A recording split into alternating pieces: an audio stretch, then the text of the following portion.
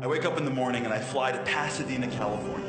What I was doing is, for my company, the real estate company that I work with, I spend a lot of time doing investor presentations. And the speech is over, and a guy comes right at me, makes a beeline for me. And he said, I'm ex-military. I fought in whatever wars, and then I got injured. And after my injury, they moved me into the military academy. What I do is I train soldiers in how to become great soldiers. That's what my job was. And I teach my soldiers always to look out for the hero's moment.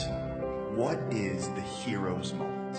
One of the greatest people ever was an individual that was referenced in the Gemara, a man named Rabbi Akiva. So if I were guessing, I would say he probably grew up and he was the firstborn son of the greatest rabbi ever, but that's not the case. Rabbi Akiva was a shepherd who did not, until the age of 40, even understand Aleph base. 40 years old he starts, and he doesn't become just a rabbi. He becomes the leader of the generation. And not only does he become the leader in Torah, Rabbi Akiva becomes a military giant. And he's got 24,000 students. That's bigger than Lakewood and the Mir and Israel combined. And he's got the right hand of Torah and the left hand of military strength. And he's got God clearly on his side. Serious HaOmer. It all starts to unravel. And the students start to die. And it goes from bleak to bleaker to dark to black. What would a reasonable man do next? He'd pack it up, he'd go to his apartment, and he would basically lick his wounds for the rest of his life. And he would say, you know what? I guess Hashem wasn't with me. You know what Rabbi Akiva does? He gets up, brushes himself off, goes down south and goes, you know what? Let me open up again. I'm only over 100. And he has 5 students. Can you imagine 24,000? Now he's got 5 guys in the front. But guess what? The Gemaras that you learn, the Kabbalah that runs this world, is all being revealed from those 5. And we're in this room today. We're sitting here today because of those 5. The question is how.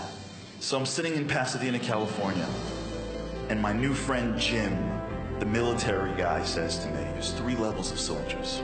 They're good soldiers, and there are great soldiers. Great soldiers go the extra mile, and then in their training, something happens. Something happens when everything goes wrong and everybody quits.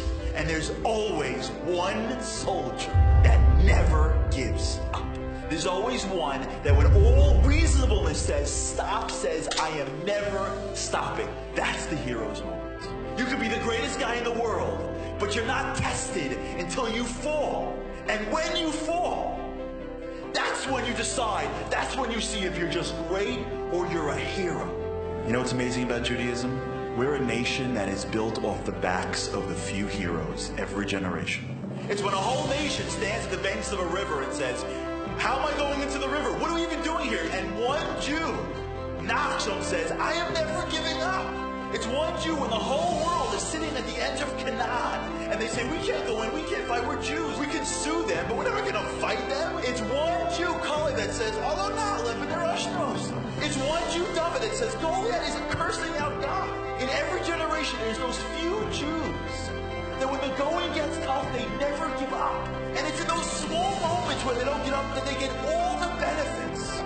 There's some parents that never give up on their kids. Their teacher, their coach said that they're going to be nothing. And some parent says, I'm never giving up on my child ever. And it's in those moments that kid becomes that kid.